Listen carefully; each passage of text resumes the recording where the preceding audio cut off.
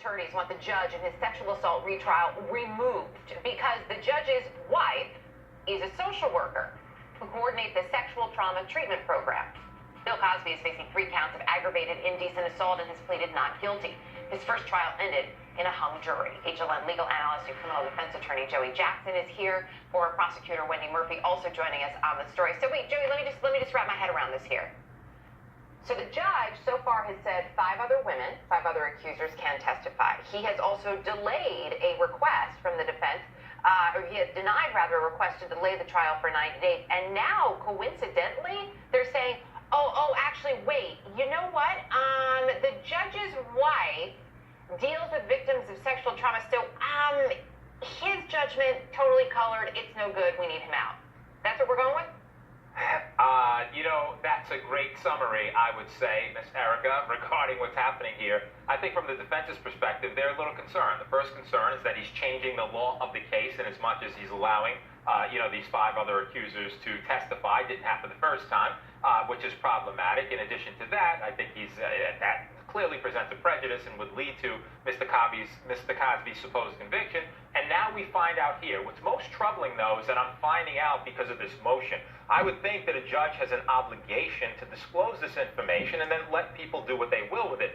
In looking at the ethical rules involved here, in fact, there's an ethical opinion that was put out by a panel of judges, the state judges in Pennsylvania, and their indication is if there is an appearance or if a reasonable mind might differ, right, you don't have to recuse, but it's something that you ought to consider doing.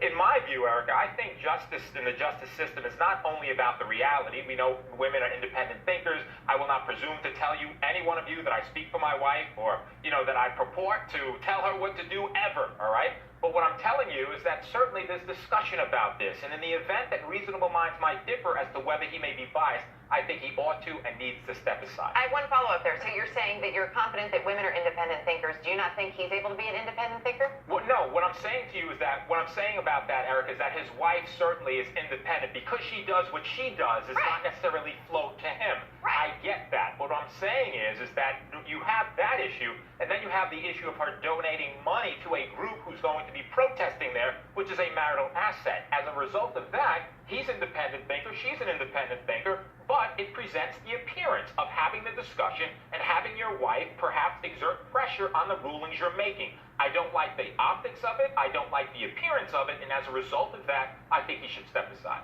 Wendy, if he was forced to step aside, what would the impact be here on the case and the other rulings that he's already put forth in terms of these 5 additional accusers? Well, among other things, it would significantly delay the case, I think. Maybe not for a year or months, but it wouldn't start when it's currently planned to start. Look, can I just say that also, by the way, a different judge might say, okay, I'm not going to let 5 of the other victims testify. I'm going to let 12 of them testify. So you could go from the frying pan into the fire if that's your big issue. There's a great deal of discretion in terms of whether judges let in 1 other victim, 5 other victims, or as many as, I don't even know what the number is at this point, dozens of other victims testify. That's a discretionary call, and you could end up with a worse judge. However, let me just say, if this judge were married to a criminal defense attorney who felt strongly about the persecution of black men as criminal defendants in this country and so forth, I think that the only issue would be, does that affect the judge's ability to be unbiased? And I just don't see that at all. A judge is supposed to, on his own, check in. Am I capable of being unbiased in this case? And if a judge doesn't raise that issue, that's because the judge feels confident that he is not biased against Cosby.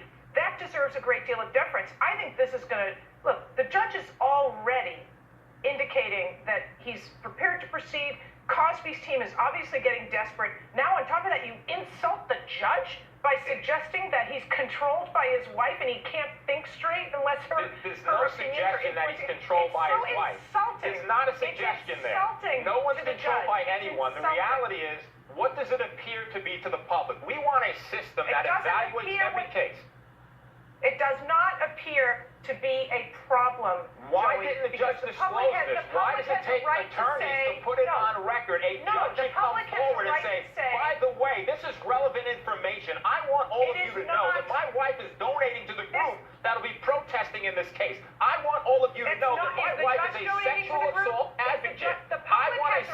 that's assume fair. that a judge I want a will be system that's unbiased. reasonable. I want a system that protects everyone's rights. And if there's an appearance of impropriety, I want you gone. Is entitled And I want to your get Wendy's respect. last word in, because then we have to move on. Wendy, go ahead.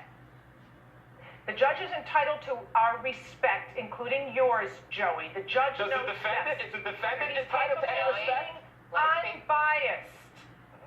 It's not fair to the judge that you assume he is controlled by his wife. That's All right, we do have to leave it there, but I'm not letting you two go just yet. So